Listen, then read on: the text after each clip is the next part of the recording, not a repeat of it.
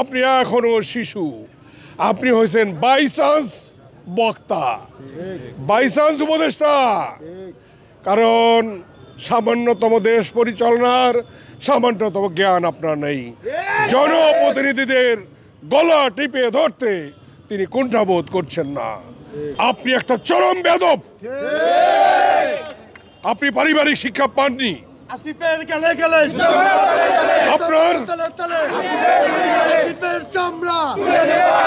আমরা দাবি করব তার শিক্ষকদের প্রশিক্ষণ দেওয়ার জন্য, কিভাবে জনতার সাথে ডিলিংস করতে হয়, কিভাবে জনমানুষকে খেদমত করতে হয়, কিভাবে গণতন্ত্রের পরে শ্রদ্ধাবোধ দেখাতে হয়, কিভাবে মানবিক মূল্যবোধকে সমুন্নত রাখতে হয়, এ ব্যাপারে আপনাকে প্রশিক্ষণ নিতে হবে। গত পরশুদিন আমরা জানলাম, গতকাল আমাদের শপথ হবে। গতকাল আমরা জানলাম তিনি বলেছেন তিনি একটু উচ্চ পর্যায়ে আলাপ করবেন। তাহলে কি তার উচ্চ পর্যায় থেকে বলে দিয়েছে শপথ না পড়ানোর জন্য?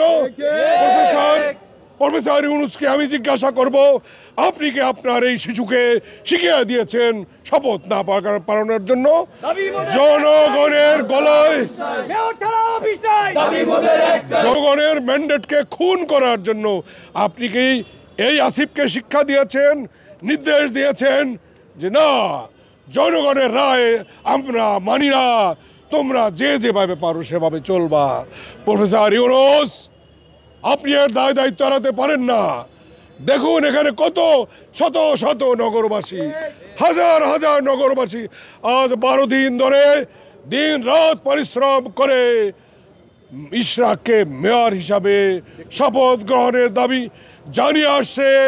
কিন্তু আপনারা নির্জীব প্রাণহীন পাথরের মতো আচরণ করছেন।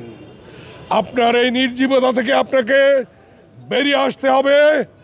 মানুষের চোখের ভাষা বুঝতে হবে, নগরবাসীর চোখের ভাষা বুঝতে হবে, কে নগরবাসীর ম্যান্ডেটের পরে শ্রদ্ধাবোধ আনতে হবে। তাহলে নয় বুঝবো আগামী দিনের যে জাতীয় নির্বাচন হবে, এই জাতীয় নির্বাচনে জনগণের ম্যান্ডেট প্রতিফলিত হবে।